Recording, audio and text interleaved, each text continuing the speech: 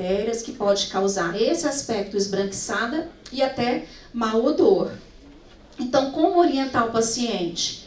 Limpar a língua toda vez que você for higienizar os dentes, né? Sempre do dorso, da parte mais posterior da língua, até a ponta, como se estivesse varrendo mesmo o tapete da sala, sem muita força, né? Vai sair tudo de uma vez só? Não, né? Principalmente se ele não tem esse hábito de escovar a língua com frequência. Mas aos poucos ela vai sendo removida. E às vezes a gente encontra essa língua saborrosa com aspecto acastanhado, né? Os que gostam de café aí, eu me incluo, né? Adoro café. Então às vezes fica com essa pigmentação mais acastanhada, com suco de uva, alguns alimentos que possuem mais corante, né? Alguns medicamentos também. E às vezes essa língua saborrosa passa até para um aspecto que a gente chama de língua pilosa, que é, além desse aspecto acastanhado, as papilas aumentam de tamanho, né? Então isso também muitas vezes está relacionado a medicamentos que os pacientes estão tomando. O toro, né? Também chamado de toros, hoje a nomenclatura mais atual é toro mandibular e toro maxilar, que é esse osso, né, que alguns indivíduos têm no palato, ou tem por dentro do dente, né, aqui na mandíbula por dentro, próximo à língua. E aí o paciente é capaz de jurar para você que isso apareceu ontem, quando ele resolveu olhar a boca dele, né, porque antes ele nunca tinha olhado. Doutora, cresceu um osso na minha boca, é assim que ele vai te chegar contando, né. E aí você vai ver que é um toro, e um toro não cresce, né, de um dia para o outro. Ele vai aí crescendo aos poucos, na vida adulta, que tem bastante, tem indivíduos que tem vários, né, eles parecem um gominho, umas bolinhas. Precisa tirar? Não, gente, né? A gente fala que é uma exostose óssea, é um osso que cresceu para fora, mas é um osso saudável. Não é um osso neoplásico, né? Não é um osso de tumor, tá? É um osso normal. Normalmente a gente retira o toro quando há alguma incapacidade do ponto de vista odontológico. Às vezes a gente vai instalar uma prótese, né? Uma prótese total, uma prótese parcial removível, e aí o toro pode atrapalhar a adaptação dessas próteses. Tudo bem, aí sim justifica a remoção deles. Esses tempos atrás apareceu uma paciente que tinha no palato, né, de um lado e no centro. Então ela tinha uma assim no centro e tinha uma aqui do lado, que incomodava muito ela. Principalmente porque quando ela ia deglutir, o alimento ficava aprisionado naquele gargalo lá entre os dois toros, né? Sim, aí justificava a remoção desse toro. Fora isso, né, não é indicado. Por quê? Porque é uma janela que você vai abrir. Para que você vai remover esse osso aqui? É osso saudável? É osso anatômico? Se você abrir... Você põe um pouquinho de água para mim, por favor? Se você fazer um processo cirúrgico, você está abrindo uma janela, uma porta, né, para entrada de bactérias, complicando a vida aí do paciente. Então não necessita tratamento, é uma variação do normal.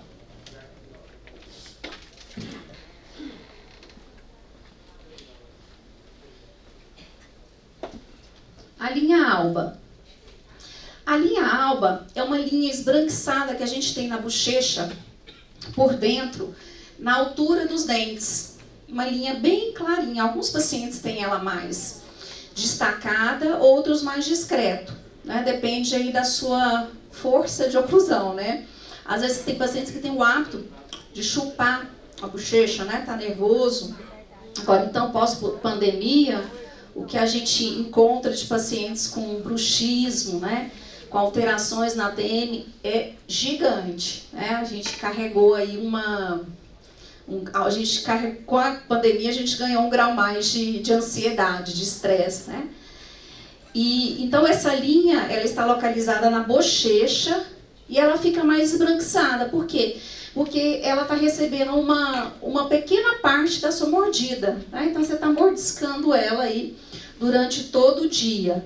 É anatômico, Precisa retirar? Não, não precisa retirar.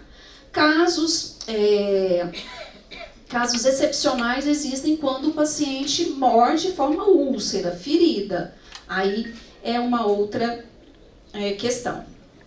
Então, normalmente, ela dá por uma pressão, uma sucção da bochecha, a pessoa fica mesmo chupando a bochecha, né? Pela face dos dentes, e dá essa elevação em forma de linha esbranquiçada, não necessitando de tratamento. E agora, vamos passar para aquilo que não é normal. Eu falei algumas alterações da normalidade. Só que agora não está legal, né? Agora a gente já vai chamar de doença.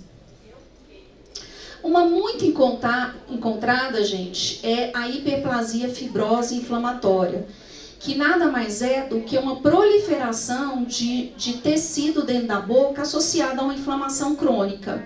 Qual a inflamação crônica mais comum que aparece essa lesão? Prótese total. Aquele usuário de prótese total que está com aquela prótese já há 20, né, 25, há 30 ou até mais tempo. E ela já está desgastada, já está machucando. Então, o que acontece? Começam a formar, vou falar de forma bem simples, né, peles dentro da boca, né? Que é essa proliferação de tecido. Então aqui, ó, tá a parte onde deveria estar os dentes, e começa a crescer uma pele de sobra, né? Indicando aí, ó, essa prótese não tá legal, né? Então, quando o paciente tira a prótese, você encontra essa sobra de tecido além da prótese. Isso deve ser removido, tá? É um processo, proveniente de um processo inflamatório. É câncer? Não, não é câncer. Mas é proveniente de um processo inflamatório, um crescimento devido a um fator crônico, que é aí a prótese desgastada. O granuloma piogênico também é um crescimento devido a fatores reacionais. Só que essa parte, que essa alteração, além de crescer tecido, cresce também vasos sanguíneos.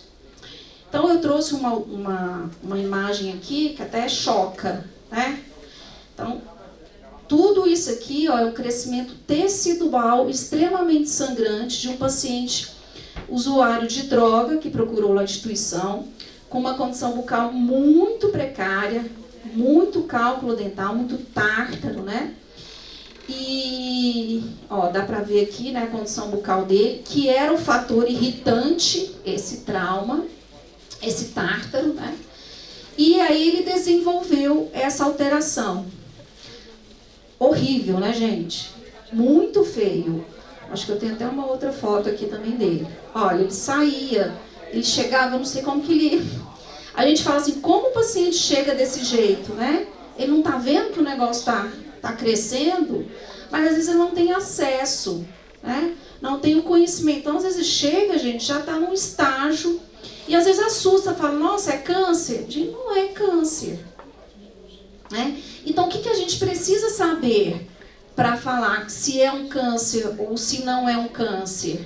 Fazer a soma, fazer o processo investigativo do diagnóstico. Então, examinar, tem algum fator irritante naquele lugar que poderia causar aquilo lá? É uma dica. Quanto tempo que isso aí está crescendo? A gente fala assim que lesão maligna, gente, a história clínica do paciente, ela é rápida. Então, ele vai te falar que o negócio cresceu rapidamente, em semanas. Processos inflamatórios e benignos, eles crescem lentamente, tá? Então, ele vai ter uma história de meses, né? De anos para contar para você. Então, essas são as pistas que a gente segue, gente, para poder caminhar no diagnóstico. É benigno ou é maligno? Então, essa lesão aqui, gente, ela foi totalmente removida, a gente tirou ela, mandou para análise, era realmente uma alteração benigna, mas pasmem, voltou, né? Voltou por quê? Porque ele não removeu. A gente até fez um processo de remoção do tártaro, mas o paciente não colaborou. e voltou, gente, voltou praticamente do mesmo tamanho. As aftas. Gente, as aftas são terríveis, né? Quem nunca teve uma afta que diga, incomodam bastante. Às vezes a queixa do paciente é essa. Doutora, eu não aguento, né? Toda vez, toda hora aparece, toda semana eu tô com 1, 2 aftas na boca. Né? E as aftas, gente, ulcerações aftosas, elas ainda são um mistério, né? Então elas são feridas traumáticas, olha, ela tem uma incidência de 20 a 60%, é alta. Embora a causa das úlceras seja desconhecida, o que está causando essa úlcera, né? Ainda é desconhecida, a literatura não tem uma etiologia fixa quanto a isso. Fala-se de uma disfunção imunológica, é como se a nossa célula de defesa se estranhasse, fala, opa, essa célula aqui dessa mucosa não é minha não, vamos combater ela? Então causando uma alteração. Causa viral também, deficiência de vitamina, ácido fólico, ferro, também fala-se de alterações hormonais, estresse, trauma, alergias alimentares, às vezes tem gente que relata com uso de abacaxi, nozes, chocolate, glúten, também podem levar às lesões aftosas. Normalmente a gente faz o quê? Faz um paliativo, né? Prescreve algo local, uma pomadinha, porque ela tem aí seu percurso, né, seu desenvolvimento, em 1 semana ela costuma regredir. O que é importante? Aquele paciente que tem muitas aftas e grandes, tá? Esse sim, né, a gente deve investigar mais perto, podendo caracterizar aí, gente, uma alteração imunológica, tá? De fundo imunológico. O líquen plano é uma alteração autoimune.